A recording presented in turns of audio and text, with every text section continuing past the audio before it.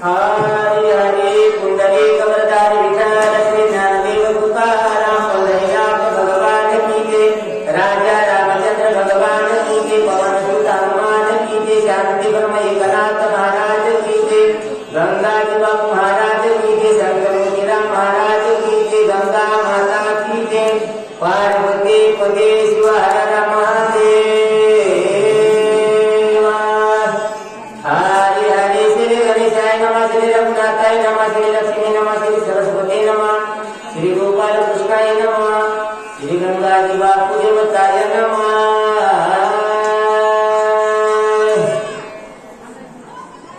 I पुण्या मातेच्या वचनाचे श्री राम लागला पायासिया।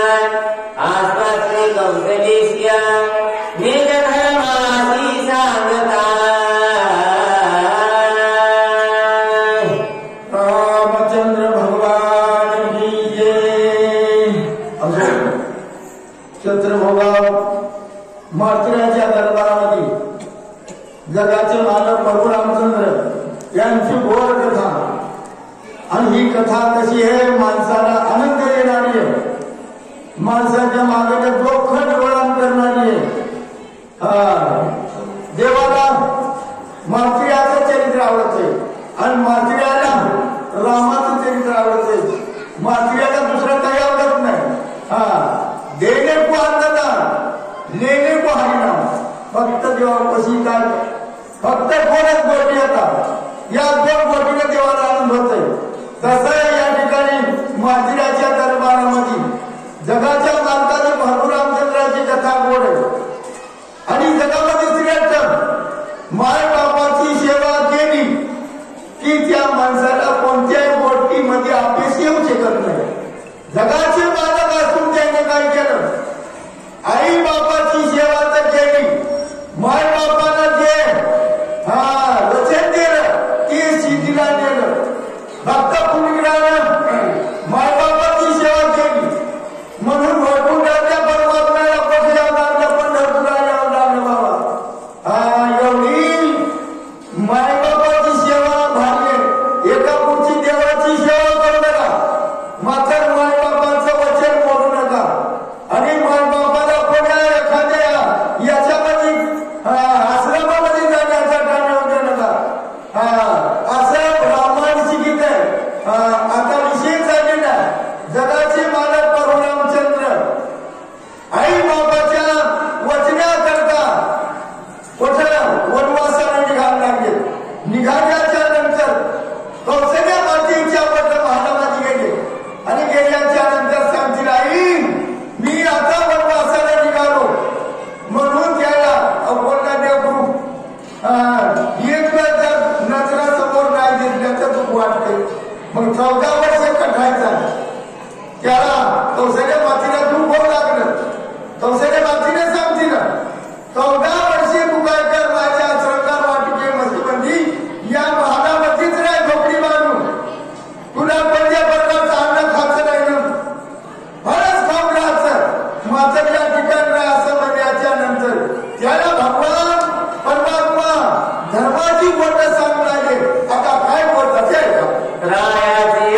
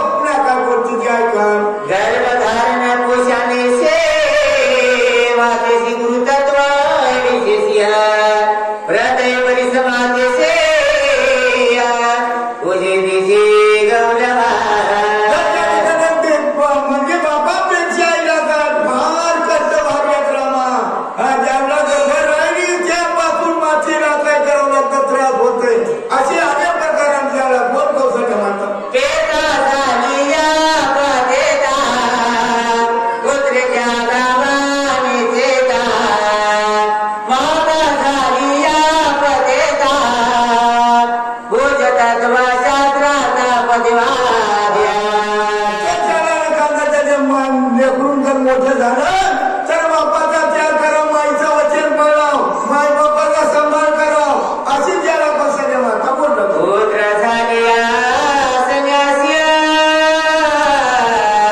आवश्यच्या गावी तयास्या दिग्गजा मागुनी मागसे ओ सारे समने विधे शास्त्रार्था